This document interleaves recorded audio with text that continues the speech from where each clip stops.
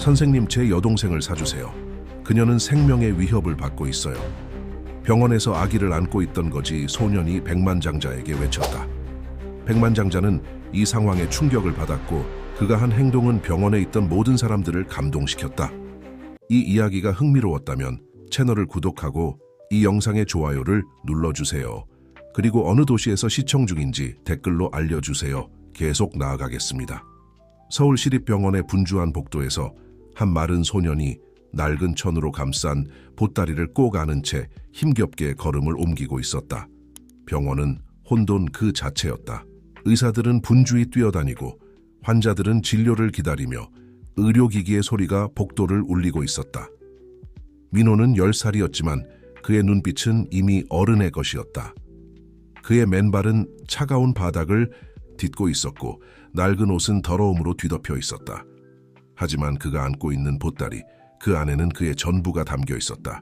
생후 몇 개월 된 여동생 수아였다. 제발 숨 좀 제대로 쉬어. 민호는 동생의 창백한 얼굴을 보며 속삭였다. 수아의 호흡은 점점 더 약해지고 있었다. 며칠 동안 제대로 된 음식도 먹이지 못했다. 이제는 물마저도 거부하기 시작했다. 민호에 지친 팔은 동생의 무게를 감당하기 힘들어했지만 그는 절대 놓지 않았다. 그의 맨발이 미끄러워 넘어질 뻔했지만 그때마다 더욱 단단히 동생을 껴안았다. 그는 도움이 필요했다. 절실히 필요했다. 그때였다. 고급스러운 양복을 입은 한 남자가 진료실에서 나오는 것이 보였다. 엄격해 보이는 표정의 그 남자는 분명 부자였다. 민호는 순간적인 결심을 했다. 그는 마지막 희망을 걸고 그 남자에게 달려갔다. 선생님, 제발 우리 동생을 사주세요. 도와주는 사람이 없으면 동생이 죽어요. 김준호 회장은 그 자리에 얼어붙었다. 수십 년간 비즈니스 세계에서 살아남은 그였지만 이런 상황은 처음이었다. 소년의 절박한 눈빛이 그의 가슴을 찔렀다. 하지만 그는 빠르게 마음을 다잡았다. 이건 그의 문제가 아니었다. 미안하다. 그는 차갑게 말했다. 하지만 발걸음을 옮기려는 순간 소년의 말이 그의 마음속 깊은 곳을 건드렸다. 그 아이는 돈을 달라는 것도 아니었고 음식을 달라는 것도 아니었다. 자신의 동생을 팔겠다고 했다. 살기 위해서. 준호는 발걸음을 멈췄다. 왜인지 모를 감정이 그의 가슴을 압박했다. 오래전에 묻어둔 기억이 수면 위로 떠올랐다. 과거의 유령이 그를 붙잡았다. 어디서 왔니? 그의 목소리가 조금 부드러워졌다. 민호는 눈물을 참으며 대답했다. 저기 폐건물에서 살아요. 수아가 너무 아파서. 더 이상은. 준호는 깊은 한숨을 내쉬었다. 그는 여전히 망설였다. 하지만 소년의 눈에서 보이는 절실함은 그를 놓아주지 않았다. 마침내 그는 결심했다. 나를 따라오거라. 민호가 이끄는 대로 준호는 폐건물로 향했다. 겨울바람이 차갑게 불어오는 밤거리를 걸으며 그는 자신이 미친 짓을 하고 있다고 생각했다. 하지만 뒤돌아갈 수는 없었다. 폐건물은 그가 상상했던 것보다 더 끔찍했다. 깨진 유리창 사이로 찬바람이 휘몰아쳤고 곰팡이 냄새가 코를 찔렀다. 민호는 3층으로 그를 안내했다. 그곳에는 낡은 담요 하나가 바닥에 깔려 있었다. 여기서 자요. 민호가 작은 목소리로 말했다. 수아가 추울까봐 제가 꼭 안고 자요. 준호는 가슴이 무거워지는 것을 느꼈다. 그는 수많은 호텔 스위트룸과 호화로운 펜트하우스를 보았지만 이 작은 공간에서 느끼는 무게감은 달랐다. 이곳에는 생존을 위한 필사적인 몸부림이 있었다. 부모님은? 그가 조심스럽게 물었다. 민호의 눈에서 눈물이 흘렀다. 엄마는 우리를 두고, 아빠는? 준호는 더 이상 묻지 않았다. 그는 지갑에서 카드를 꺼내려다가 멈췄다. 돈으로 해결될 문제가 아니라는 것을 알았다. 이 아이들에게는 더 많은 것이 필요했다. 일단 병원부터 가자. 그가 말했다. 동생부터 치료받게 하고 막 그때 수아가 울기 시작했다. 아주 약한 울음소리였다. 마치 살려달라는 마지막 호소 같았다. 그 소리는 준호의 마음속 깊은 곳을 흔들었다. 그는 갑자기 자신의 어린 시절을 떠올렸다. 아무도 없는 집에서 혼자 울던 날들, 내가 도와주마. 준호가 마침내 말했다. 그의 목소리에는 더 이상 망설임이 없었다. 민호의 눈이 희망으로 빛났다. 정말요? 수아를 살려주실 거예요? 그래. 준호가 고개를 끄덕였다. 하지만 네 동생을 사는 게 아니다. 둘 다 도와주겠다. 그는 민호의 어깨를 잡았다. 소년의 몸이 떨리고 있었다. 추위 때문인지 감정 때문인지 알 수 없었다. 준호는 자신의 코트를 벗어 민호의 어깨에 둘렀다. 이제부터 내가 책임지마무. 그가 말했다. 너희를 안전한 곳으로 데려가겠다. 준호는 그때까지만 해도 몰랐다. 이 순간의 결정이 그의 인생을 완전히 바꿔놓을 것이라는 사실을, 그리고 이 두 아이가 그의 차가운 마음속에 봄을 가져올 것이라는 사실을. 밤하늘에 별이 반짝였다. 마치 새로운 시작을 축복하는 것처럼. 서울의 고급 아파트 단지에서 준호는 민호와 수아를 위한 새로운 삶을 준비하고 있었다. 응급실에서의 긴박했던 밤이 지나고 수아는 이제 안정을 찾아가고 있었다. 의사들은 영양실조와 탈수 증세였다고 진단했지만 다행히도 큰 후유증은 없을 것이라고 했다. 이제 여기가 너희 집이다. 준호가 말했다. 넓은 거실에는 따뜻한 햇살이 가득했고 주방에서는 가정부가 준비한 식사 냄새가 풍겨왔다. 민호는 믿을 수 없다는 듯이 주변을 둘러보았다. 우리 정말 여기서 살아도 돼요? 민호의 목소리는 여전히 불안했다. 그의 작은 손은 여전히 수아의 담요를 꼭 쥐고 있었다. 준호는 잠시 망설였다. 그는 감정을 표현하는 데 서툴렀다. 수십 년간 비즈니스 세계에서 살아오면서 그는 자신의 마음을 굳게 닫아두는 법을 배웠다. 하지만 이제는 달랐다. 그래, 이제 여기가 너희 집이야. 그가 다시 한번 확인해 주었다. 수아의 방도 따로 준비해뒀단다. 내 방도. 민호의 눈이 커졌다. 수아도 저도 각자 방이 있어요. 준호는 고개를 끄덕였다. 그는 민호를 2층으로 안내했다. 아이들을 위해 특별히 꾸민 2개의 방이 있었다. 수아의 방은 파스텔 톤으로 꾸며져 있었고 민호의 방은 밝은 파란색 벽지로 장식되어 있었다. 이건 민호가 자신의 방 책상 위에 놓인 책들을 보며 말을 멈췄다. 네가 학교에 다시 다니게 될 거야. 준호가 말했다. 하지만 그 전에 먼저 기초부터 차근차근 배워야겠지. 민호는 갑자기 울음을 터뜨렸다. 준호는 당황했다. 그는 무슨 잘못을 했는지 걱정되었다. 왜 그러니? 마음에 들지 않니? 민호는 고개를 저었다. 아니요, 너무 좋아서요. 하지만 그는 잠시 멈추었다가 조심스럽게 물었다. 정말 우리를 도와주실 거예요? 나중에 우리를 버리지 않으실 거죠? 준호의 가슴이 아팠다. 이 아이는 얼마나 많은 상처를 받았기에 이런 질문을 하는 걸까? 그는 민호의 앞에 무릎을 꿇고 앉았다. 약속하마. 절대로 너희를 버리지 않을 거야. 그때 수아가 깨어나 울기 시작했다. 민호는 반사적으로 동생에게 달려가려 했지만 준호가 그를 멈췄다. 이제는 네가 혼자 책임질 필요 없어. 우리가 함께 돌볼 거야. 그들은 함께 수아의 방으로 향했다.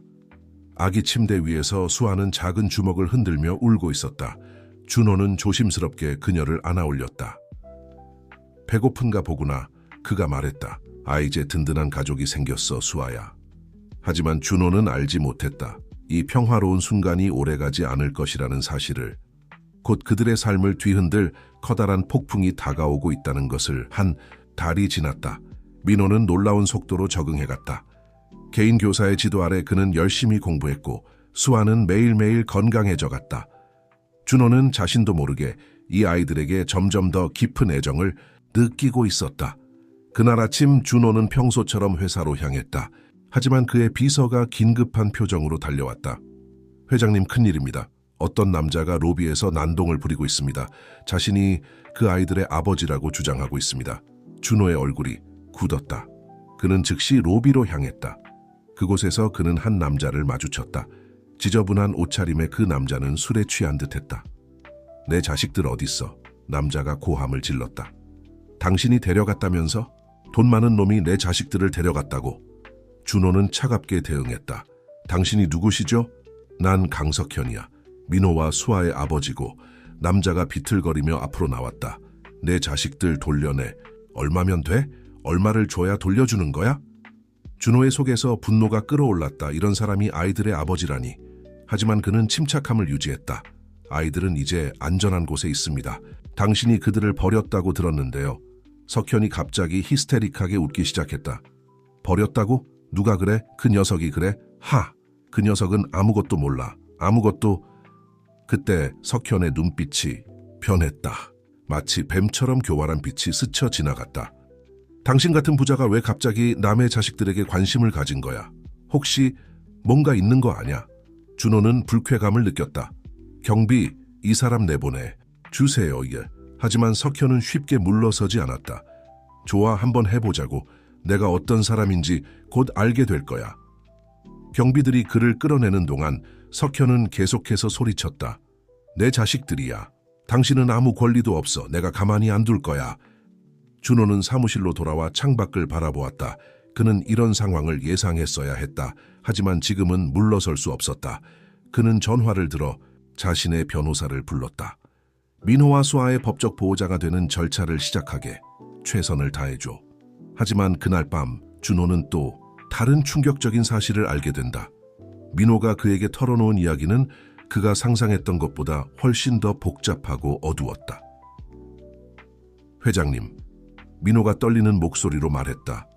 사실 우리 엄마는... 민호의 떨리는 목소리가 어둠 속에서 울렸다. 우리 엄마는 돌아가신 게 아니에요. 준호는 숨을 멈췄다. 거실의 은은한 조명 아래에서 민호의 얼굴은 창백했다. 소년의 손이 떨리고 있었다. 무슨 뜻이니? 준호가 조심스럽게 물었다. 민호는 깊은 숨을 들이쉬었다. 아빠가 엄마를 어딘가에 가뒀어요. 제가 마지막으로 엄마를 본 건 수아가 태어났을 때예요. 그날 밤에 아빠가 엄마를 데리고 나갔는데 다시는 돌아오지 않았어요. 준호의 머릿속이 복잡해졌다. 이것은 단순한 양육권 문제가 아니었다. 여기에는 더 큰 무언가가 숨겨져 있었다. 엄마는 항상 무서워했어요. 민호가 계속해서 말했다. 아빠가 가지고 있는 어떤 서류 때문에 엄마는 그걸 본 뒤로 계속 겁에 질려 있었어요. 준호는 민호의 어깨를 부드럽게 감쌌다. 무서워하지 마. 이제 말해도 돼. 네 아빠는 여기 올 수 없어. 민호의 눈에서 눈물이 흘렀다. 엄마가 어디 있는지 알아요. 아빠가 취했을 때 혼잣말로 한 적이 있거든요. 하지만 저 혼자서는 갈 수 없었어요. 수아도 있고.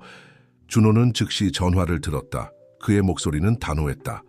박 비서, 지금 당장 최고의 민간조사원을 모아줘. 그리고 강석현에 대한 모든 정보를 수집해. 특히 그가 소유하거나 자주 들르는 모든 부동산 목록이 필요해. 전화를 끊은 후 준호는 민호를 바라보았다. 내 엄마를 꼭 찾을 거야. 약속하마. 그때 수아가 울음을 터뜨렸다. 민호가 반사적으로 일어나려 했지만 준호가 그를 멈췄다. 내가 가볼게. 너는 이제 좀 쉬어야 해. 준호는 수아의 방으로 향했다. 아기 침대에서 울고 있는 수아를 안아들며 그는 깊은 생각에 잠겼다. 강석현이 아이들의 어머니를 숨기고 있다면 분명 그에게는 숨기고 싶은 큰 비밀이 있을 것이다. 다음 날 아침 준호의 사무실에는 예상치 못한 방문객이 찾아왔다. 한 여성 사회복지사였다. 김준호 회장님, 아동보호국에서 나왔습니다. 민호와 수아의 건에 대해 이야기를 나누고 싶습니다. 하지만 그녀의 눈빛에서 준호는 무언가 이상한 것을 감지했다. 그녀의 서류 가방에서 살짝 보이는 봉투.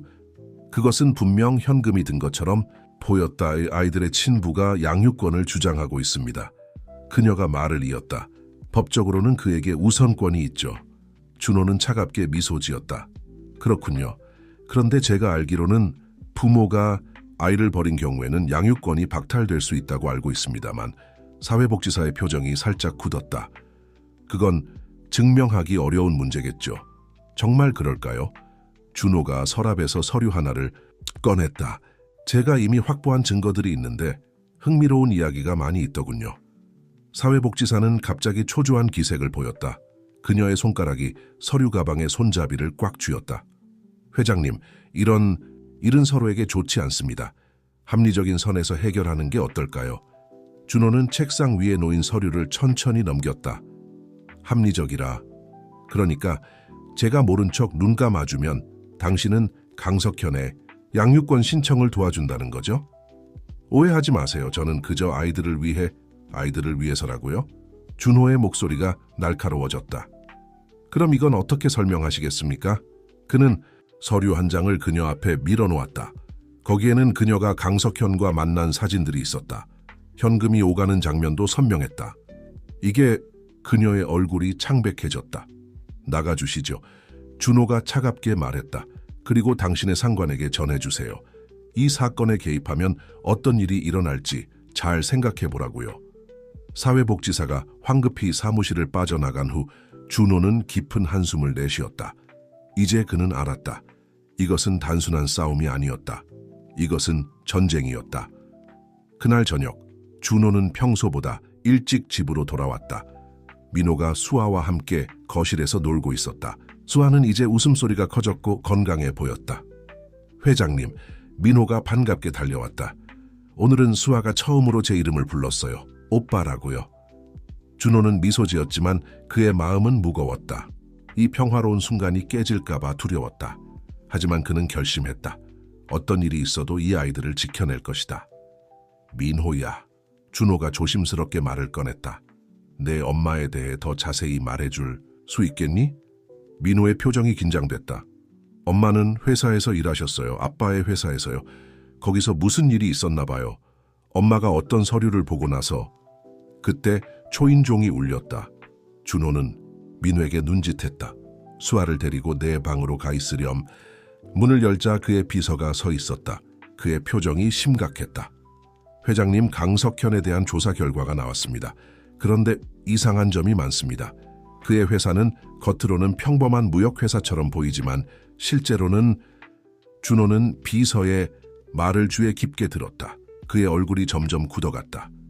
이것은 그가 예상했던 것보다 훨씬 더 크고 위험한 일이었다. 그리고 비서가 말을 이었다. 아이들의 어머니로 추정되는 사람의 흔적을 찾았습니다. 마지막으로 목격된 장소가 승사 인천 외곽의 한 창고. 비서의 말에 준호의 심장이 빠르게 뛰기 시작했다. 그곳에서 한 여성이 목격됐다고 합니다. 강석현의 회사 소유 창고입니다. 경비가 삼엄하고 일반인의 출입이 철저히 통제되고 있습니다. 준호는 즉시 행동에 나섰다. 하지만 그는 이 일을 조심스럽게 다뤄야 한다는 것을 알았다. 한 걸음 잘못 디디면 모든 것이 물거품이 될 수 있었다. 박 비서, 그 창고 주변의 모든 CCTV를 확보해. 그리고 우리가 신뢰할 수 있는 사설 보안팀을 고용해. 다음 날 아침, 준호는 민호를 조심스럽게 불렀다. 내 엄마를 찾을 것 같아. 하지만 확실히 하기 위해서는 내 도움이 필요해. 민호의 눈이 희망으로 빛났다. 정말요? 제가 뭘 하면 되죠? 네가 마지막으로 본 엄마의 모습을 자세히 설명해 줄 수 있겠니? 그리고 혹시 엄마가 특별히 하시던 말씀이나 항상 지니고 다니시던 물건이 있었니? 민호는 잠시 생각에 잠겼다.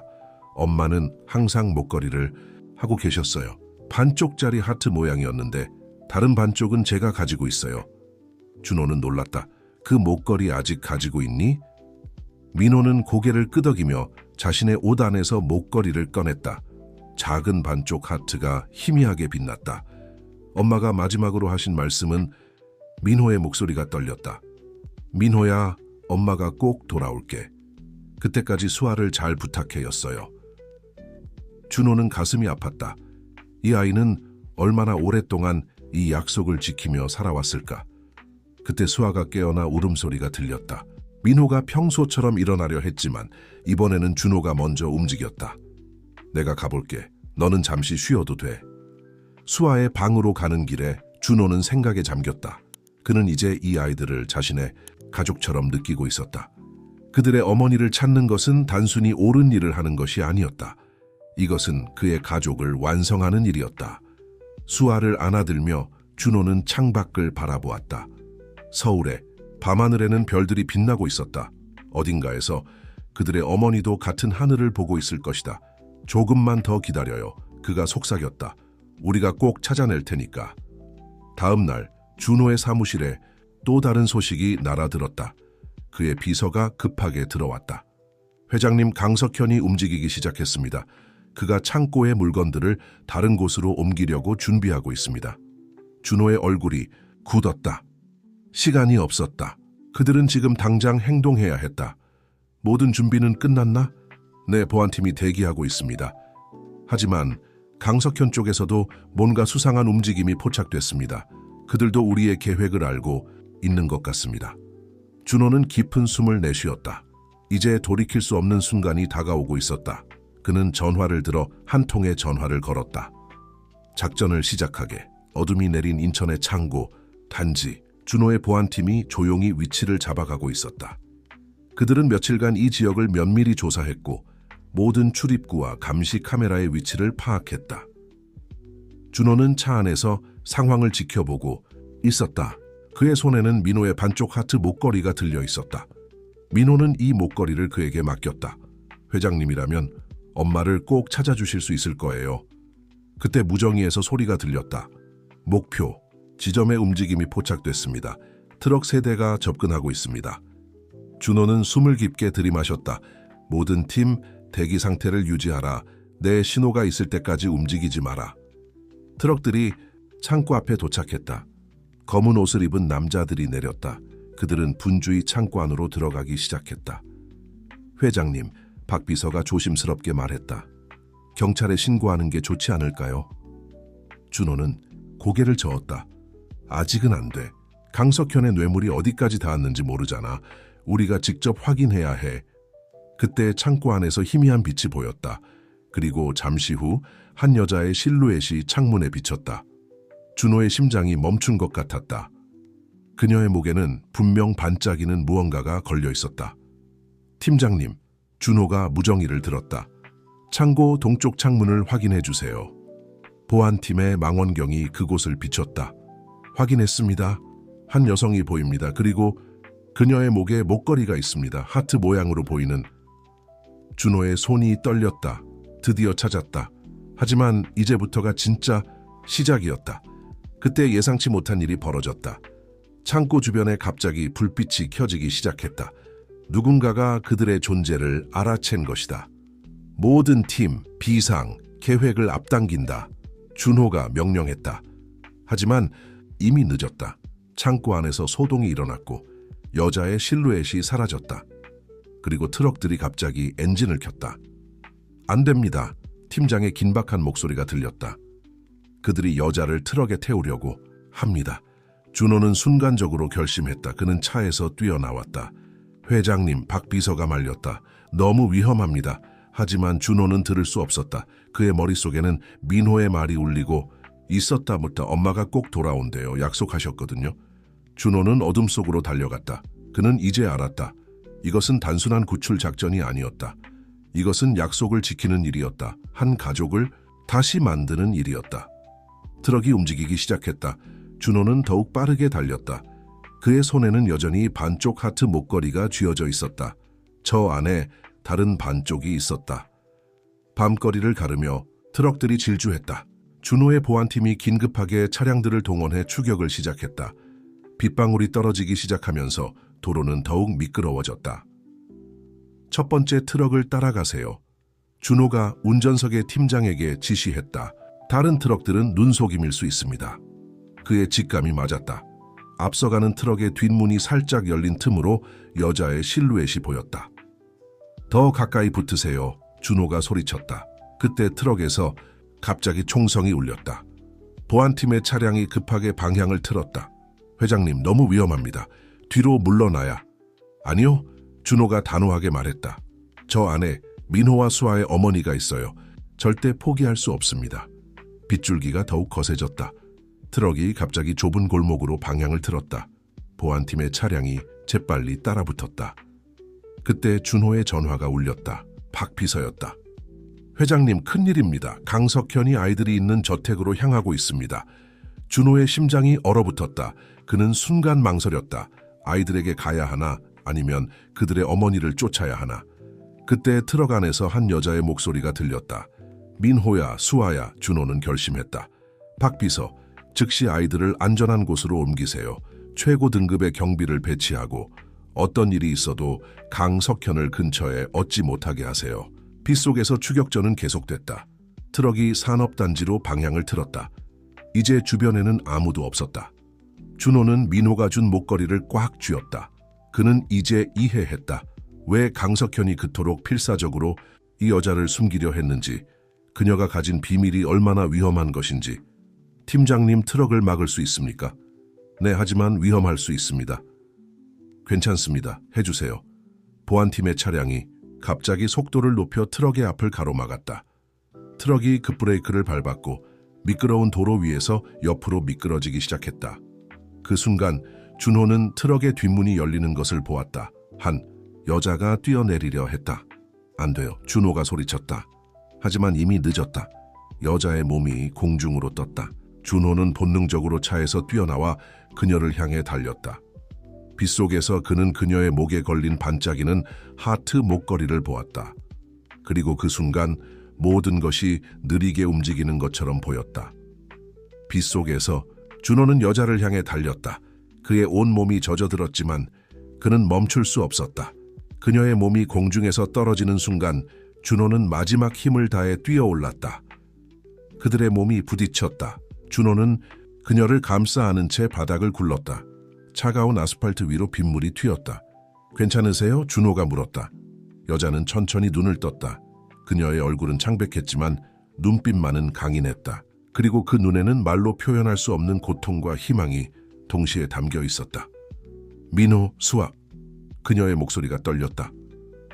아이들은 안전합니다. 준호가 재빨리 대답했다. 걱정하지 마세요.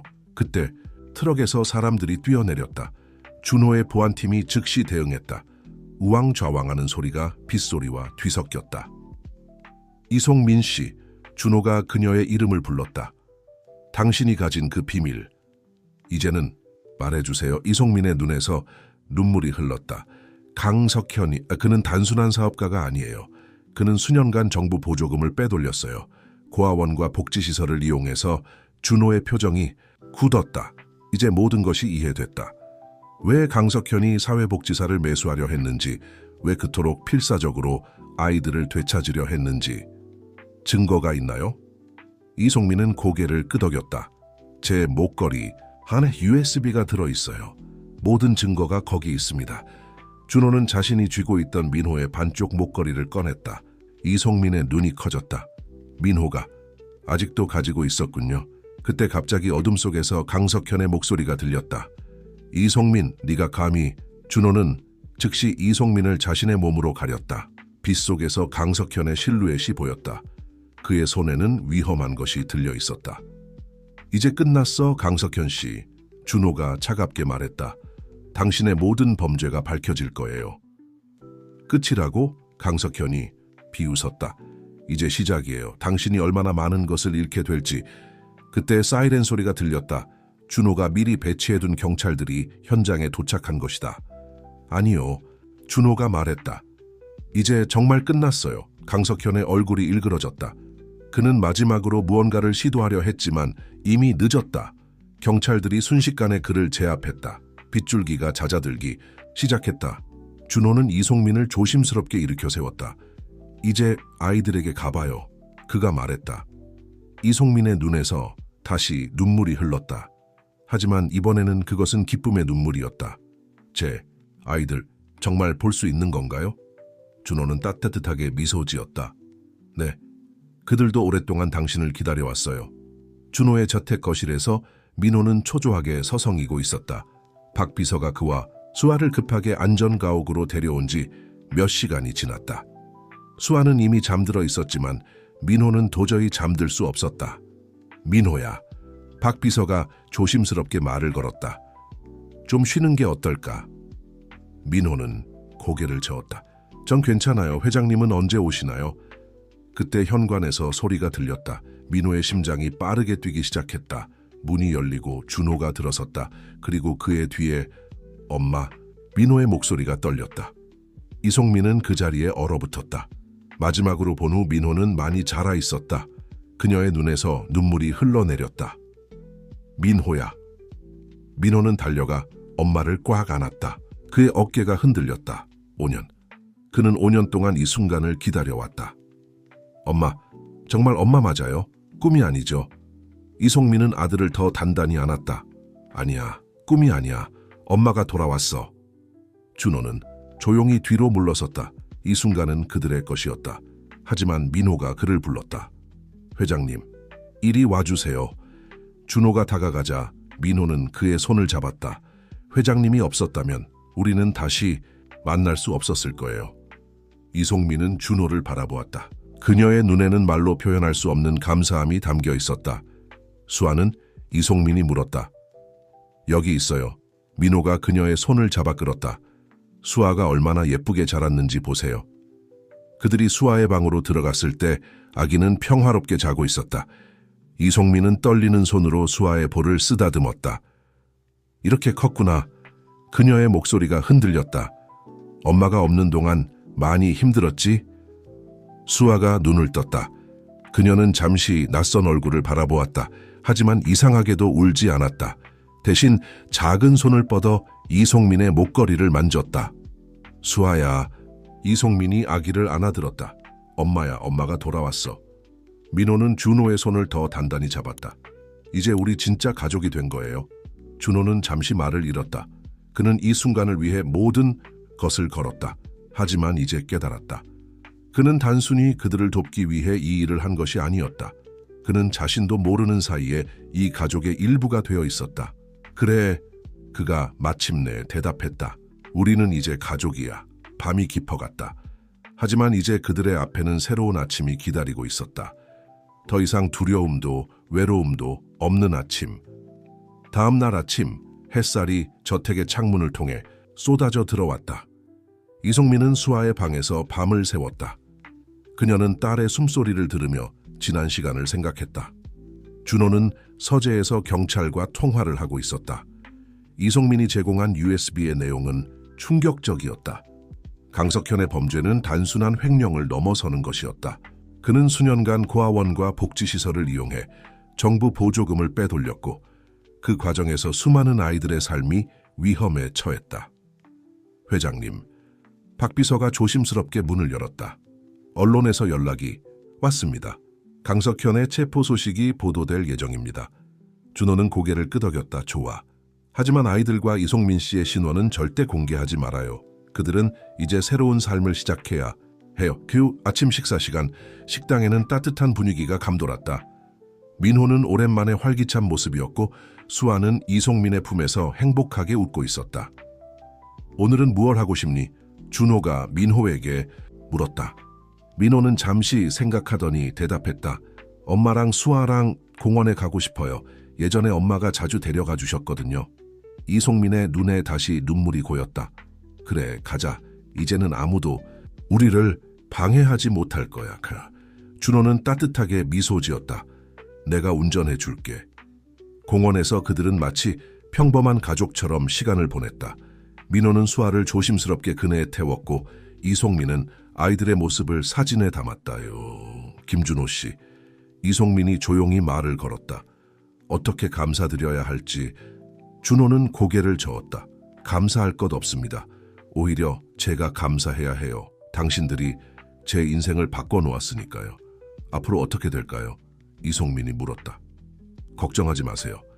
제가 약속했잖아요. 우리는 이제 가족이라고. 그때 민호가 달려왔다. 회장님, 엄마, 수아가 걸어요. 그들은 놀라서 돌아보았다. 수아가 조그만 발걸음으로 비틀거리며 걸어오고 있었다. 이송민은 숨을 멈췄다. 수아야. 그녀가 팔을 벌렸다. 수아는 천천히, 하지만 확실한 발걸음으로 어머니를 향해 걸어갔다. 그리고 마침내 그녀의 품에 안겼다. 준호는 그 모습을 바라보며 생각했다. 그는 평생 돈과 성공을 쫓아왔다. 하지만 진정한 행복은 이런 것이었다. 작은 기적들이 모여 만드는 평범한 일상의 행복. 우리 다음 주에 제주도 가요. 민호가 갑자기 제안했다. 회장님도 같이요.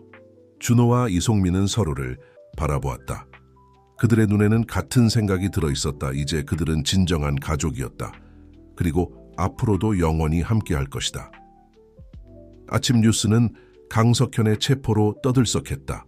대형 스크린에는 아동복지시설 보조금 횡령 스캔들이라는 헤드라인이 번쩍였다. 준호는 거실에서 뉴스를 지켜보고 있었다. 수십억 원의 정부 보조금을 빼돌린 혐의, 고아원과 복지시설을 이용한 조직적 범죄, 관련 공무원들의 연루 정황도 포착. 박 비서가 서류 뭉치를 들고 들어왔다. 회장님, USB에서 발견된 추가 증거들입니다. 강석현이 매수한 공무원 명단과 자금, 흐름도. 준호는 서류를 받아들었다. 그의 표정이 무거워졌다. 이 사건은 우리가 생각했던 것보다 훨씬 더 깊어질 것 같군요. 그때 민호가 조심스럽게 다가왔다. 회장님, 뉴스에서 아빠 얘기를 하고 있어요. 준호는 즉시 채널을 바꾸려 했지만 민호가 말렸다. 괜찮아요. 이제는 두렵지 않아요. 거실 한켠에서 이송민이 수아를 안고 그들을 지켜보고 있었다. 그녀의 눈에는 복잡한 감정이 어려 있었다. 민호야. 준호가 소년의 어깨를 잡았다. 네가 정말 대단하다는 거 알아? 이 모든 일을 겪으면서도 이렇게 강하게. 민호는 미소 지었다. 회장님 덕분이에요. 그리고 그는 잠시 머뭇거리다가 말을 이었다. 이제 아빠라고 불러도 될까요? 준호의 심장이 멈춘 것 같았다. 이송민이 놀란 듯 그들을 바라보았다. 그때 초인종이 울렸다. 박 비서가 문을 열자 형사 한 명이 들어왔다. 김준호 회장님, 잠시 이야기를 나눌 수 있을까요? 준호는 민호에게 눈짓했다. 민호는 고개를 끄덕이고 어머니 곁으로 갔다. 강석현이 진술을 시작했습니다. 형사가 말했다. 그런데 그가 회장님에 대해서도 언급했더군요. 준호의 눈이 차가워졌다. 어떤 내용입니까? 회장님이 불법적으로 아이들을 데려갔다고 주장하고 있습니다. 언론에도 이 이야기를 흘릴 모양입니다. 준호는 깊은 숨을 내쉬었다. 그는 이미 이런 상황을 예상하고 있었다. 걱정하지 마세요. 그가 말했다. 저는 이미 모든 준비를 해뒀습니다. 그는 서랍에서 서류 하나를 꺼냈다. 이것은 제가 아이들을 처음 만났을 때부터 기록해온 모든 문서입니다. 병원 기록, 경찰 신고 기록, 그리고 무엇보다 강석현이 아이들을 방임했다는 증거들이죠. 형사는 서류를 살펴보더니 고개를 끄덕였다. 이것이면 충분할 것 같습니다. 형사가 떠난 후 이송민이 다가왔다. 괜찮으세요? 준호는 따뜻하게 미소 지었다. 걱정하지 마세요. 이제 아무도 우리 가족을 갈라놓지 못할 테니까요. 우리 가족이라는 말이 그의 입에서 자연스럽게 흘러나왔다. 그리고 그 순간 그는 깨달았다. 민호의 질문에 대한 답을 이미 알고 있다는 것을. 저녁이 되자 준호는 민호를 서재로 불렀다. 소년의 눈에는 여전히 오전의 질문이 맴돌고 있었다. 민호야. 준호가 부드럽게 말을 시작했다. 오늘 네가 한 질문에 대해 이야기하고 싶어. 민호는 긴장한 듯 손가락을 꼼지락거렸다. 죄송해요. 너무 성급했나 봐요. 왜 아니야. 준호가 재빨리 말했다. 오히려 나는 기뻤어. 그는 잠시 말을 멈추고 창밖을 바라보았다. 서울의 밤하늘에는 별들이 반짝이고 있었다. 사실 나는 평생 혼자였어. 준호가 이야기를 이어갔다. 성공과 돈을 쫓느라 진정한 행복이 무엇인지 잊고 살았지. 하지만 네가 그날 병원에서 나를 만났을 때 내 인생이 바뀌기 시작했어. 민호의 눈에 눈물이 고였다. 너와 수아, 그리고 이송민 씨, 당신들은 나에게 가족이 무엇인지 가르쳐줬어. 그래서 준호는 잠시 숨을 고르고 말을 이었다.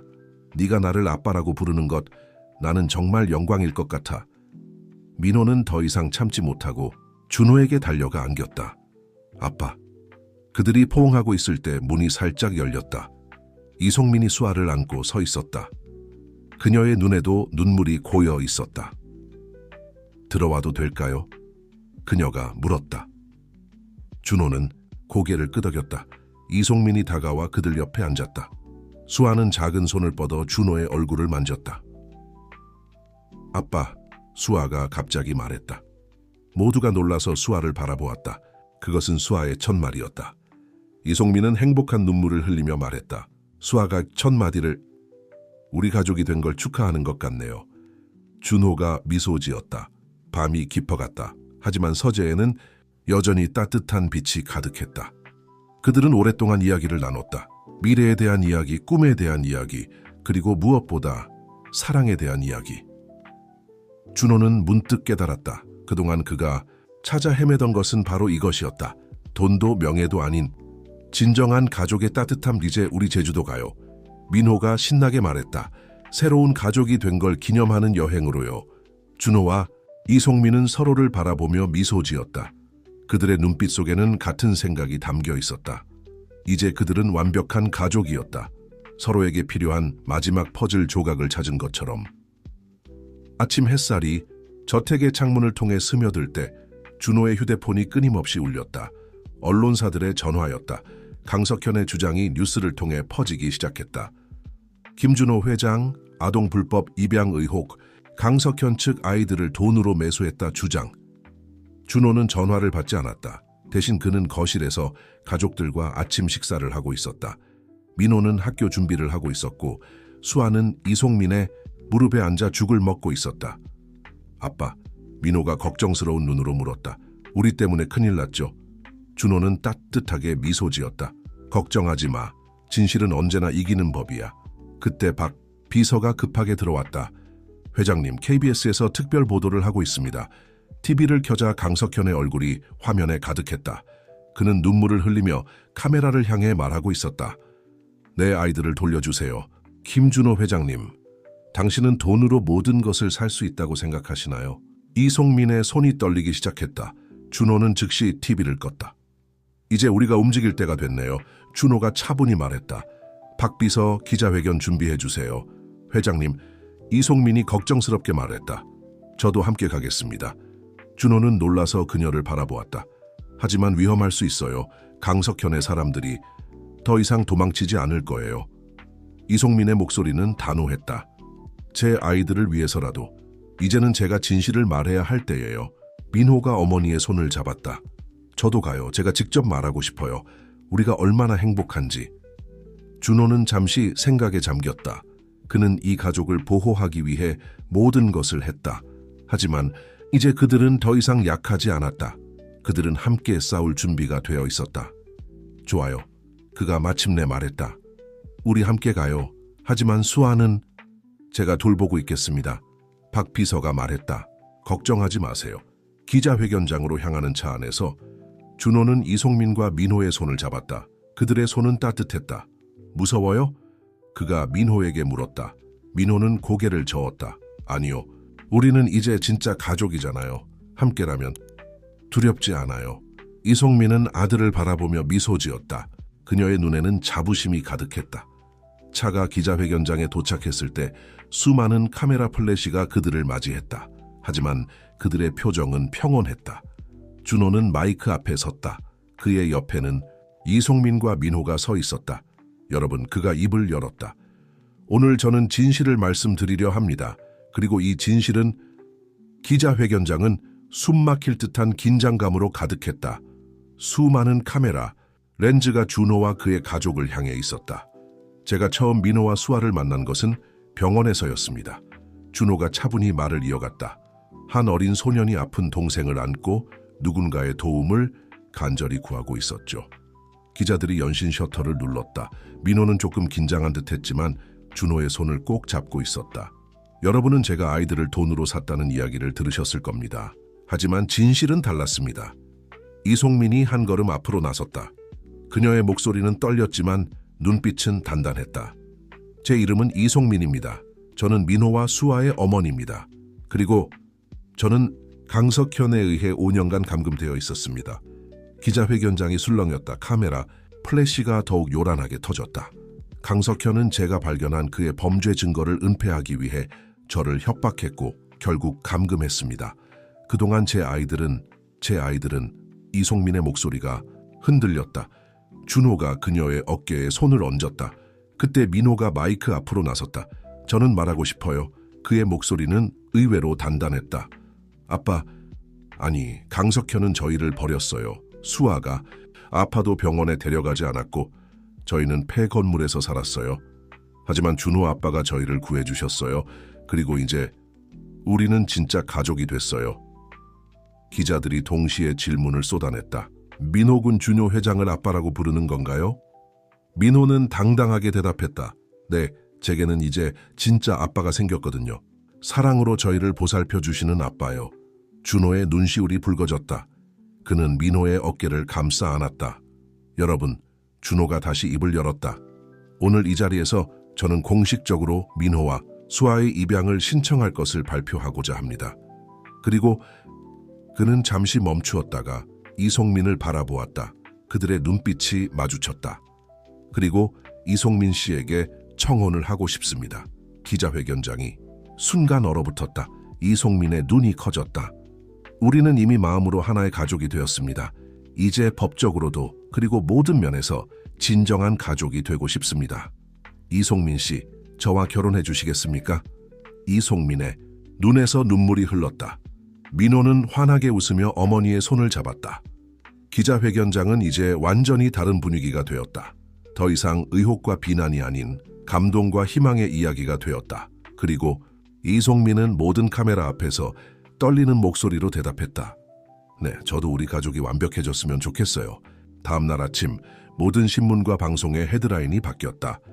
재벌 3세 김준호 회장 기자회견장에서 정격 프러포즈, 감동적인 가족 이야기, 아이들을 구한 기업인의 진심, 강석현의 의혹, 제기, 오히려 아름다운 가족 탄생 계기로 준호의 저택은 축하 화환으로 가득했다. 박 비서는 끊임없이 걸려오는 축하 전화를 받느라 바빴다. 엄마, 이제 우리 정말 결혼식 하는 거예요?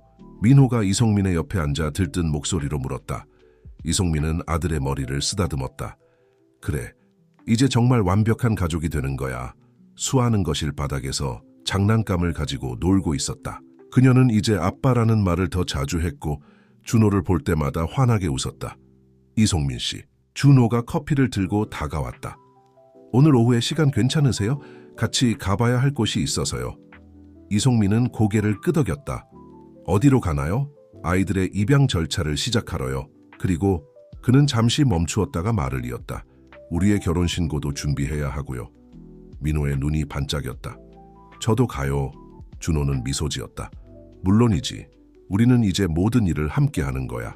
그들이 구청으로 향하는 동안 거리의 사람들이 그들을 알아보고 따뜻한 시선을 보냈다. 어떤 이들은 축하 인사를 건네기도 했다. 구청에서 서류를 작성하는 동안 이송민은 문득 울컥했다. 5년 전 그녀는 모든 것을 잃은 것 같았다. 하지만 지금 그녀는 더 큰 행복을 찾았다. 이제 곧 법적으로도 한 가족이 되는 거네요. 준호가 그녀의 손을 잡았다. 네, 꿈만 같아요. 이송민이 눈물을 닦았다. 민호는 수아를 안고 서류를 지켜보고 있었다. 그의 눈에도 기쁨의 눈물이 맺혔다. 구청을 나온 후 그들은 근처 공원으로 향했다.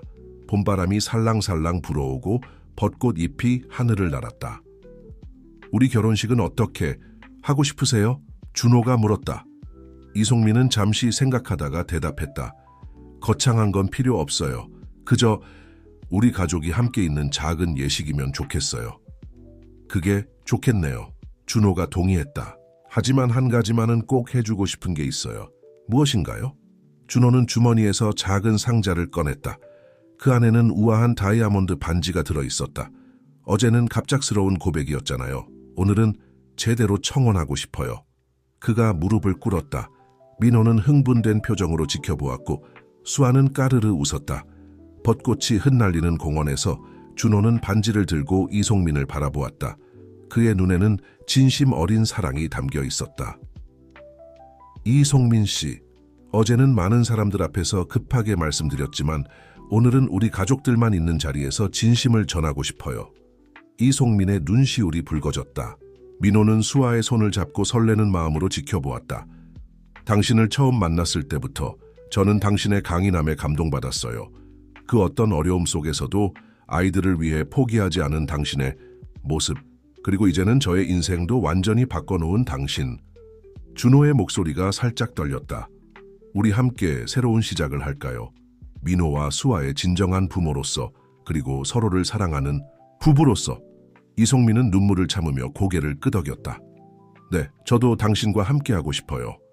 준호가 반지를 그녀의 손가락에 끼워주었다. 봄 햇살에 다이아몬드가 반짝였다. 야호! 민호가 소리쳤다. 우리 이제 진짜 가족이다. 수아도 까르르 웃으며 박수를 쳤다. 아빠, 엄마. 그들은 서로를 껴안았다. 그 순간 준호의 전화가 울렸다. 박 비서였다. 회장님, 좋은 소식입니다. 강석현의 모든 범죄가 검찰에 의해 확인됐습니다. 그가 운영하던 모든 시설에 대한 전면 조사도 시작됐고요. 준호는 미소 지었다. 고마워요, 박 비서. 이제 정말 모든 게 끝나가는 것 같네요. 전화를 끊은 후 이송민이 물었다. 무슨 일인가요? 이제 더 이상 우리를 방해할 사람은 없을 거예요. 준호가 대답했다. 우리의 새로운 시작을 누구도 막지 못해요. 근데 아빠. 민호가 갑자기 말했다. 우리 아직 제주도 안 갔잖아요. 모두가 웃음을 터뜨렸다. 그래, 준호가 대답했다. 결혼식 전에 우리 가족 여행부터 다녀올까? 와, 진짜요. 민호의 눈이 반짝였다. 이송민은 행복한 미소를 지었다. 우리의 첫 가족 여행이네요. 준호는 하늘을 올려다보았다. 파란 하늘 아래 벚꽃이 흩날리고 있었다. 이제 그들의 앞에는 새로운 시작이 기다리고 있었다. 다음 주에 출발하는 걸로 할까요? 준호가 제안했다. 박 비서에게 예약을 부탁해야겠어요. 전 이번 생에서 처음으로, 이송민이 말했다. 완벽한 행복을 느끼는 것 같아요. 수아가 갑자기 준호의 품에 안기며 말했다. 아빠 사랑해. 모든 것이 제자리를 찾은 것 같았다.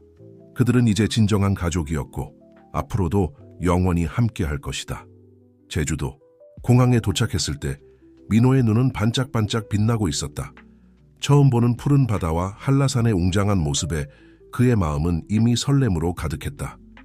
우와, 저기 봐요. 바다가 보여요. 민호가 공항 유리창 앞에서 소리쳤다. 준호는 수아를 안고 있는 이송민의 어깨를 감쌌다. 우리 가족의 첫 여행이네요. 이송민은 따뜻하게 미소 지었다. 꿈만 같아요. 이렇게 행복해도 되는 걸까요? 당연하죠. 이제부터는 더 많은 행복한 추억을 만들어야죠.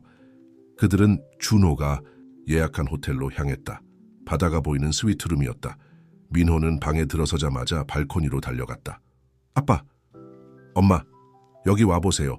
바다가 정말 예뻐요. 수아도 민호를 따라 발코니로 가려고 했다. 이송민이 그녀를 안고 따라갔다. 우리 수아도 바다가 보고 싶어? 이송민이 물었다. 바다, 예뻐. 수아가 웃으며 대답했다. 준호는 그들을 바라보며 가슴이 따뜻해지는 것을 느꼈다. 얼마 전까지만 해도 그는 일과 성공만을 위해 살았다. 하지만 지금 이 순간의 행복이 그 어떤 성공보다 값진 것임을 알았다. 우리 이제 수영하러 갈까요? 준호가 제안했다. 민호의 눈이 더욱 커졌다. 정말요? 근데 전 수영할 줄 몰라요. 이쪽은 괜찮아? 내가 가르쳐 줄게. 준호가 미소 지었다. 해변에 도착하자 따뜻한 햇살이 그들을 방였다. 준호는 민호에게 차근차근 수영을 가르쳤고 이송민은 수아와 함께 모래성을 쌓았다. 아빠, 저 해냈어요. 민호가 물 위에 떠서 외쳤다. 잘했어. 준호가 자랑스럽게 대답했다. 이송민은 그들의 모습을 사진에 담았다. 이 순간들을 영원히 기억하고 싶었다. 저녁이 되자 그들은 해변가 레스토랑에서 식사를 했다. 바다를 배경으로 한 석양이 아름다웠다. 다들 행복해요? 준호가 물었다. 민호가 크게 고개를 끄덕였다. 네, 제 인생에서 제일 행복한 날이에요. 이송민은 준호의 손을 잡았다. 우리 모두 행복해요. 정말 감사해요. 준호는 고개를 저었다. 제가 더 감사해요. 당신들이 제 인생에 찾아와 준 것에. 수아가 갑자기 케이크를 손으로 만지기 시작했다. 모두가 웃음을 터뜨렸다. 우리 수아도 행복한가 보네. 이송민이 웃으며 말했다. 밤하늘의 별들이 반짝이기 시작했다. 준호는 문득 생각했다. 이것이 바로 진정한 부자가 된다는 것일지도 모른다고. 돈으로는 살 수 없는 이 완벽한 행복의 새 순간, 제주도의 마지막 날, 준호는 가족들을 특별한 장소로 데려갔다. 한라산이 보이는 아름다운 정원이었다. 여기가 어디예요? 민호가 호기심 어린 눈으로 물었다. 준호는 미소를 지었다.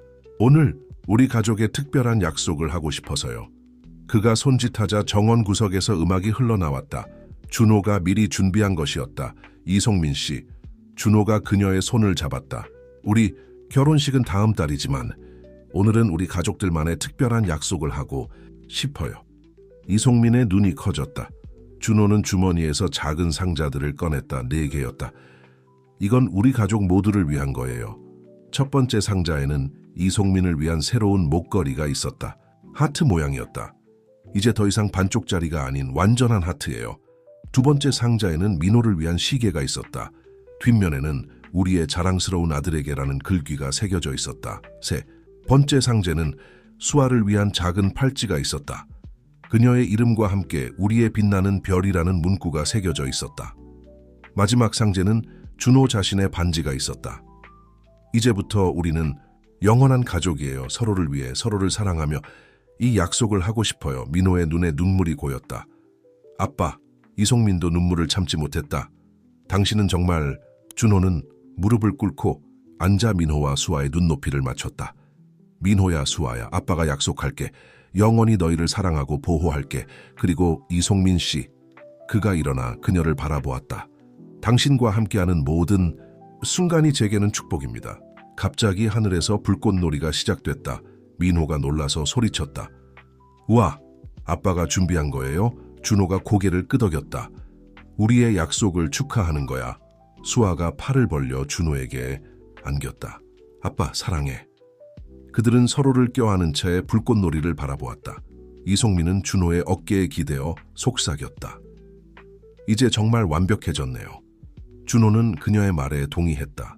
그의 인생에서 이보다 더 완벽한 순간은 없었다. 밤하늘의 불꽃들이 그들의 약속을 축복하듯 반짝였다. 이제 그들은 진정한 가족이 되었다.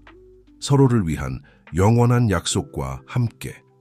서울로 돌아온 후 준호의 저택은 새로운 활기로 가득했다. 결혼식 준비가 한창이었지만 그들의 일상은 이미 완벽한 가족의 모습이었다. 아침이면 민호는 학교 가방을 메고 준비를 했다. 이제 그는 명문 사립학교에 다니게 되었고 놀랍도록 빠르게 적응하고 있었다. 아빠, 오늘 학교에서 발표해야 하는데. 민호가 아침 식사 중에 말했다. 긴장되니? 준호가 물었다. 민호는 고개를 끄덕였다. 근데 이제 안 무서워요. 아빠가 가르쳐 주신 대로 할 거예요. 이송민은 수에게 작은 숟가락으로 죽을 먹이며 미소 지었다. 우리 민호가 많이 자랐네. 준호는 민호의 머리를 쓰다듬었다. 발표 끝나고 점심에 내가 학교로 갈게. 같이 식사하자. 민호의 눈이 반짝였다. 정말요? 친구들한테 자랑할 수 있어요? 물론이지. 그때 수아가 갑자기 웃으며 말했다. 오빠 파이팅. 모두가 웃음을 터뜨렸다. 수아의 어휘력은 날이 갈수록 늘어났고 특히 가족들을 향한 애정 표현이 많아졌다. 오후 준호의 회사 사무실. 그는 결혼식 준비에 대해 박 비서와 이야기를 나누고 있었다. 예식장은 준비됐고 청첩장 디자인도 완성됐습니다. 박 비서가 보고했다. 너무 화려하지 않게 했죠? 준호가 확인했다. 네, 이송민 씨의 의견대로 소박하고 따뜻한 느낌으로 준비했습니다. 준호는 만족스럽게 고개를 끄덕였다. 그때 그의 책상 위 사진이 눈에 띄었다. 제주도에서 찍은 가족 사진이었다. 모두가 환하게 웃고 있었다. 저녁이 되자 준호는 일찍 회사를 나섰다. 집으로 돌아가는 길에 그는 꽃집에 들렀다. 어서 오세요, 회장님. 꽃집 주인이 반갑게 맞이했다. 오늘도 똑같은 걸로 준비해 드릴까요? 네, 부탁드립니다. 이제 이것은 그의 새로운 일과가 되었다. 매일 저녁 이송민을 위한 꽃다발을 사는 것. 집에 도착하자 민호가 달려나왔다. 아빠, 제가 오늘 발표 잘했어요. 선생님이 칭찬해 주셨어요. 정말, 역시 우리 아들이야. 준호가 민호를 안아들었다. 이송민이 현관으로 나왔다. 수아는 그녀의 품에 안겨 있었다. 오늘도 꽃이에요? 이송민이 놀란 듯 물었다. 매일매일이 우리의 첫날이니까요. 준호가 꽃다발을 건네며 대답했다. 수아가 꽃을 가리키며 말했다. 예뻐, 엄마 예뻐. 저녁 식사 후 그들은 거실에 모여 앉았다. 민호는 학교 이야기를 하고 수아는 그들의 무릎을 오가며 놀았다. 행복하죠? 이송민이 준호에게 물었다. 준호는 따뜻하게 미소 지었다. 이보다 더 행복할 수는 없을 것 같아요. 밤이 깊어가고 있었지만 그들의 마음속에는 봄날의 햇살이 가득했다. 결혼식 전날 밤 준호는 자신의 서재에 앉아 있었다. 책상 위에는 내일 읽을 서약서가 놓여 있었다. 그는 마지막으로 한 번 더 글을 읽어보았다. 이송민 씨에게 당신을 만난 것은 제 인생 최고의 축복입니다. 민호와 수아와 함께 우리는 이미 완벽한 가족이 되었습니다. 하지만 내일 저는 다시 한번 약속하려 합니다. 문득 노크 소리가 들렸다. 민호였다. 아빠, 들어가도 돼요? 그럼 이리 와. 민호는 조심스럽게 들어와 준호의 옆에 앉았다. 아빠, 긴장되세요? 준호는 살짝 웃었다. 그래, 조금. 걱정 마세요. 엄마가 아빠를 정말 많이 사랑하시는 거 제가 알아요. 준호는 가슴이 따뜻해지는 것을 느꼈다. 고마워, 민호야. 그리고 민호가 주머니에서 무언가를 꺼냈다. 작은 종이였다. 저도 내일 축사하고 싶어요. 준호는 놀라서 종이를 받아들었다. 민호가 정성스럽게 쓴 글이었다. 사랑하는 아빠, 엄마에게 제가 처음 아빠를 만났을 때 전 정말 무서웠어요. 하지만 아빠는 저희를 구해주셨고 이제는 세상에서 제일 멋진 아빠가 되어주셨어요. 준호의 눈시울이 붉어졌다. 다음 날 아침 작은 예식장은 따뜻한 분위기로 가득했다. 청첩장을 보내지 않았음에도 불구하고 많은 하객들이 찾아왔다. 이송민은 웨딩드레스를 입고 대기실에 있었다. 수아는 작은 흰 드레스를 입고 어머니 옆에서 방긋방긋 웃고 있었다. 엄마 예뻐, 수아가 말했다. 이송민은 거울 속 자신의 모습을 바라보았다. 눈물이 날 것 같았지만 그녀는 참았다. 오늘은 행복한 눈물만 흘리고 싶었다. 결혼 행진곡이 울리고 민호가 이송민의 손을 잡았다. 그가 어머니를 제단까지 에스코트하기로 한 것이다. 엄마 가요. 민호가 환하게 웃었다. 준호는 제단 앞에 서서 그들을 기다리고 있었다. 이송민이 걸어오는 모습을 보며 그의 눈에도 눈물이 고였다. 마침내 서로의 앞에 선 두 사람, 주례사가 시작되었다. 그리고 민호가 앞으로 나와 자신이 쓴 축사를 읽기 시작했다. 우리 가족은 조금 특별해요. 사랑으로 만난 가족이니까요. 아빠가 저희를 선택해 주셨고 엄마가 돌아와 주셨어요. 그리고 이제 우리는 영원히 함께해요. 하객들의 눈시울이 붉어졌다. 수아는 꽃바구니를 들고 해맑게 웃었다. 이제 신랑 신부의 서약을 듣겠습니다. 준호가 먼저 입을 열었다. 이송민 씨, 그리고 우리 민호, 수아. 당신들은 제 인생의 의미입니다. 이제부터 영원히 우리 가족의 행복을 위해 살겠습니다. 약속합니다. 이송민의 눈에서 눈물이 흘렀다. 준호의 서약을 들으며 그녀의 마음은 행복으로 가득 찼다. 저는 이송민이 떨리는 목소리로 말하기 시작했다. 한때 모든 것을 잃었다고 생각했습니다. 하지만 당신이 우리 가족에게 나타났고 새로운 희망을 주셨어요. 당신은 단순히 아이들을 구해준 것이 아니라 우리 모두에게 새로운 삶을 선물해 주셨어요. 수아가 갑자기 엄마 하고 소리쳤다. 하객들 사이에서 따뜻한 웃음이 퍼졌다. 우리 수아도 동의하나 보네요. 이송민이 미소 지으며 말을 이었다. 저는 약속합니다. 당신과 함께 우리 아이들과 함께 이 행복을 영원히 지켜나가겠다고. 주례자가 웃으며 말했다. 이제 반지에 교환이 있겠습니다. 민호가 반지를 들고 앞으로 나왔다. 그의 눈은 자부심으로 빛나고 있었다. 준호와 이송민이 서로의 손가락에 반지를 끼워주는 순간 수아가 꽃잎을 흩뿌렸다. 하늘에서 내리는 꽃비처럼 아름다웠다. 이제 두 분의 입맞춤이 있겠습니다. 준호가 이송민에게 다가가 부드럽게 키스했다. 그 순간 민호가 수아를 안고 그들에게 달려와 안겼다. 우리 이제 진짜 가족이에요. 하객들이 일어나 뜨거운 박수를 보냈다. 많은 이들의 눈시울이 붉어져 있었다. 자, 이제 신랑 신부와 함께 기념사진을 찍도록 하겠습니다. 가족 사진을 찍는 동안 준호는 문득 생각했다. 이것이 바로 그가 평생 꿈꿔왔던 행복이라는 것을. 돈과 권력이 아닌 이렇게 서로를 사랑하는 가족이 진정한 부자의 삶이라는 것을. 아빠 웃어요. 민호가 외쳤다. 준호는 환하게 웃었다. 그의 옆에서 이송민도 민호도 수아도 모두 행복한 미소를 짓고 있었다. 사진 작가가 외쳤다. 하나 둘 셋. 카메라 플래시가 터지는 순간 준호는 확신했다. 이 순간을 그는 영원히 기억할 것이라고. 그리고 이 행복은 영원할 것이라고. 레드 결혼식 후의 축하연은 따뜻한 분위기 속에서 진행되었다. 준비된 영상이 상영되기 시작했다. 민호와 수아가 처음 준호를 만났던 순간부터 제주도 여행에서의 행복한 순간들까지 우리 가족의 이야기예요. 민호가 자랑스럽게 설명했다. 하객들은 감동의 눈물을 흘렸다. 그것은 단순한 결혼식 영상이 아니었다. 사랑으로 만들어진 특별한 가족의 이야기였다. 식사가 시작되고 축하객들이 하나둘 테이블로 다가왔다. 회장님, 정말 축하드립니다. 박 비서가 다가와 말했다. 처음으로 회장님의 진정한 미소를 보는 것 같습니다. 준호는 따뜻하게 웃었다. 고마워요, 박 비서. 당신이 아니었다면 이 모든 일이 가능하지 않았을 거예요. 수아가 갑자기 케이크를 손으로 집어 준호의 입에 먹여주려 했다. 모두가 웃음을 터뜨렸다. 우리 수아가 아빠를 많이 사랑하나 봐요.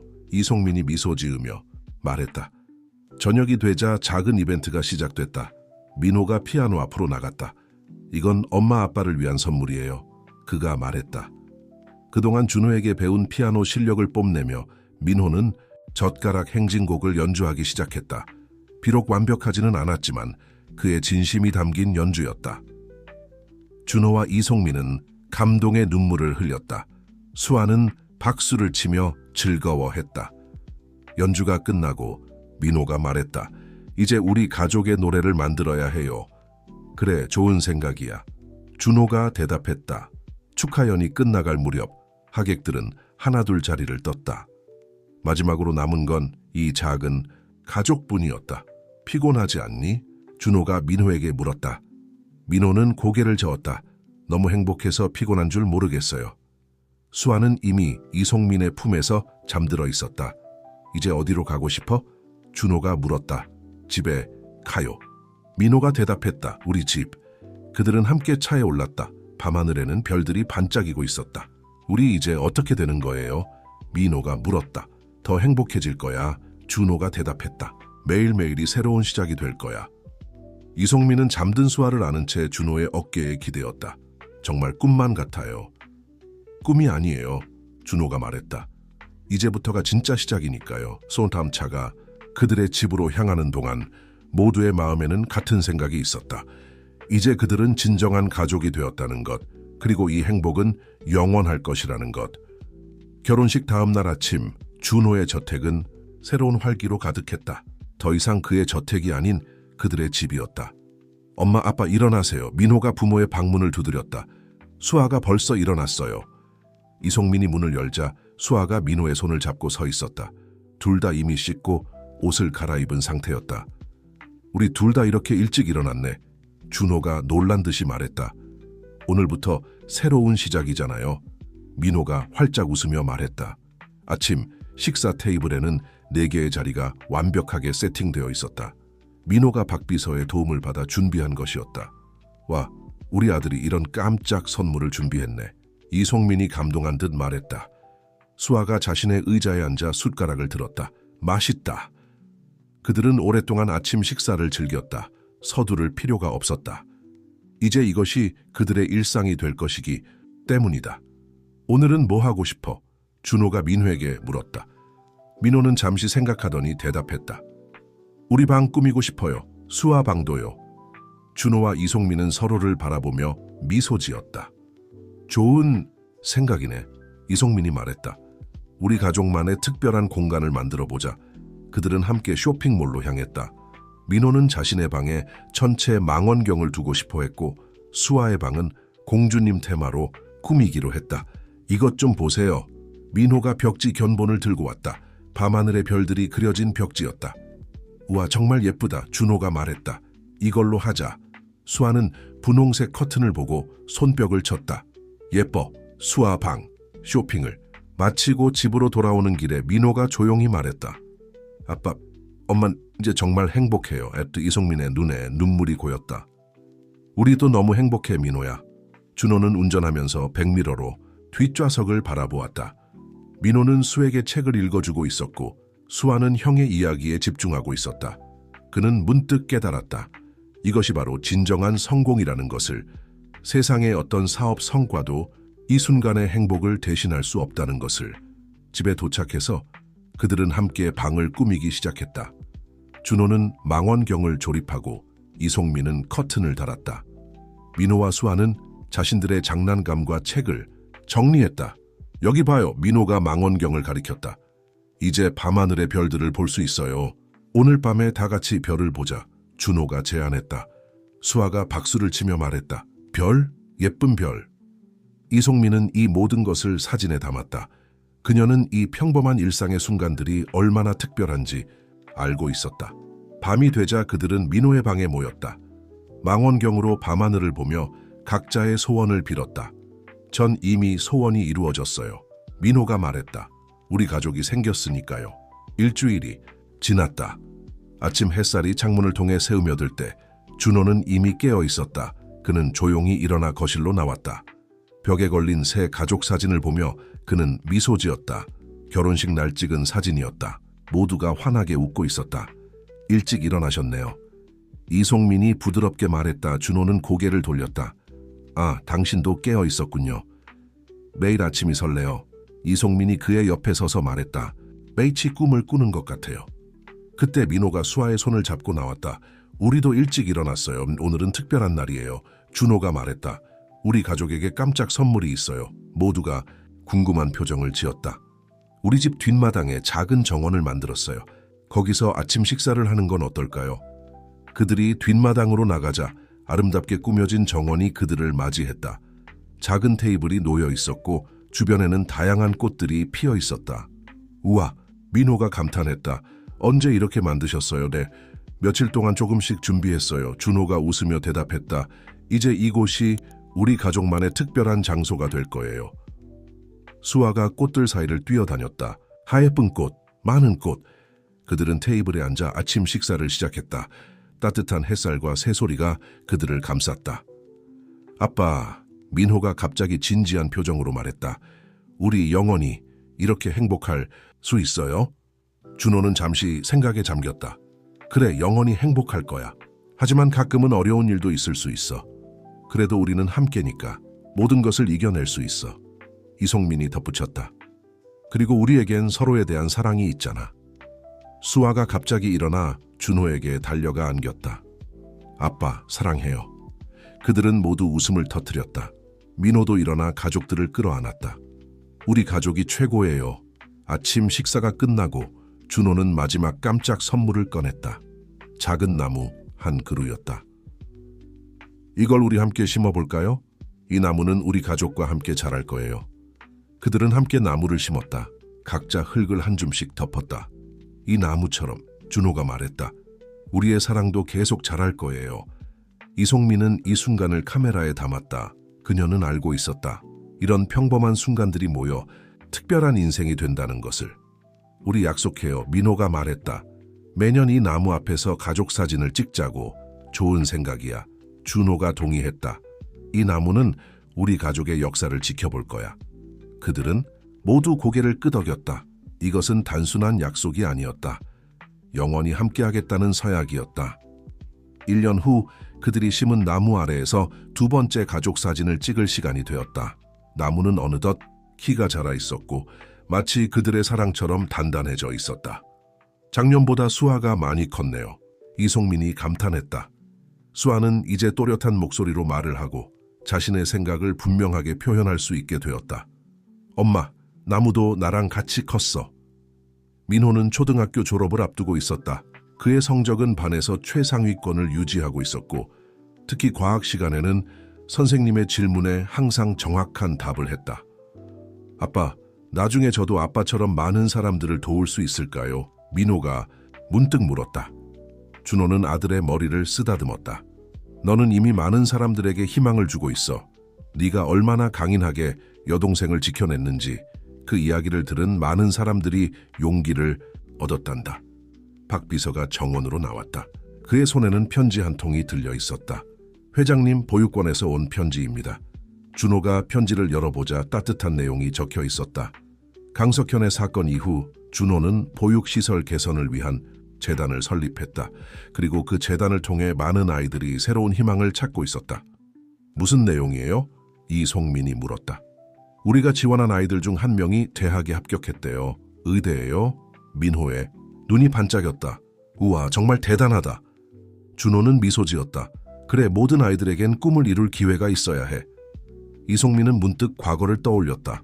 얼마나 많은 것이 변했는지, 그리고 그 모든 변화가 얼마나 아름다운 것이었는지. 여보, 그녀가 준호의 손을 잡았다. 당신이 우리 가족에게 나타난 건 정말 기적이에요. 준호는 고개를 저었다. 아니요, 제가 당신들을 만난 게 기적이에요. 당신들이 제게 진정한 삶의 의미를 가르쳐 줬으니까요. 수아가 갑자기 나무 앞에서 포즈를 취했다. 사진 찍어요, 우리 가족 사진. 그들은 나무 앞에 섰다. 작년과 같은 자리였지만 모두가 한 뼘씩 성장해 있었다. 하나, 둘, 셋, 카메라 셔터가 눌렸다. 찍힌 사진을 보며 그들은 미소 지었다. 작년의 사진과는 또 다른 특별한 순간이 담겨 있었다. 내년에는 이 나무가 얼마나 더 자랐을까요? 민호가 궁금해했다. 우리의 사랑만큼 자랄 거야. 준호가 대답했다. 그들은 알고 있었다. 이 순간들이 모여 평생의 보물이 된다는 것을. 그리고 그 보물은 영원히 빛날 것이라는 것을. 저녁이 되자 가족들은 거실에 모였다. 벽난로의 따뜻한 불빛이 그들을 비추고 있었다. 오늘은 특별한 날이에요. 준호가 말했다. 우리가 처음 만난 지 정확히 500일이 되는 날이죠. 민호의 눈이 커졌다. 아빠가 기억하고 계셨어요? 물론이지. 그날은 내 인생에서 가장 중요한 날이니까. 이송민은 소파에서 수아를 안고 있었다.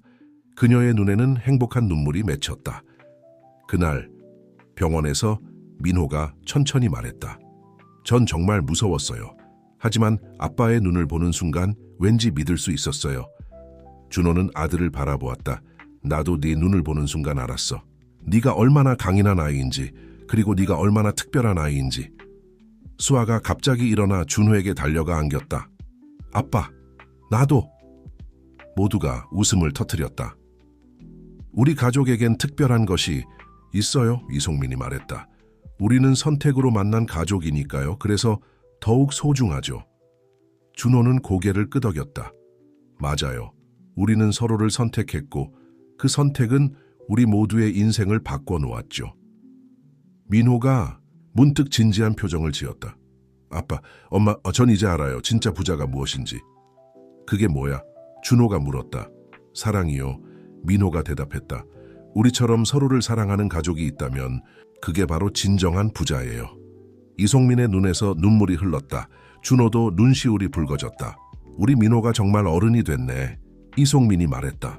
수아가 형을 바라보며 말했다. 오빠 최고.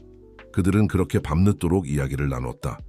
그들의 첫 만남, 어려웠던 시간들, 그리고 그 모든 것을 이겨내고 지금의 행복을 찾기까지의 여정에 대해. 마지막으로 준호가 말했다. 우리 가족에게 전하고 싶은 말이 있어요. 모두가 그를 바라보았다. 앞으로도 우리는 많은 일들을 겪게 될 거예요.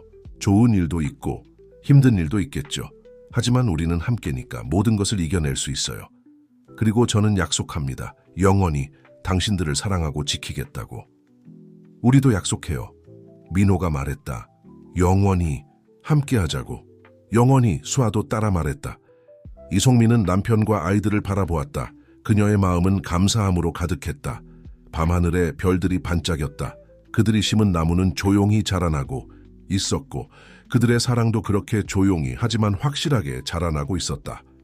이것이 바로 진정한 가족의 의미였다. 서로를 선택하고 사랑하고 지켜주는 것, 그리고 그 사랑은 영원할 것이다.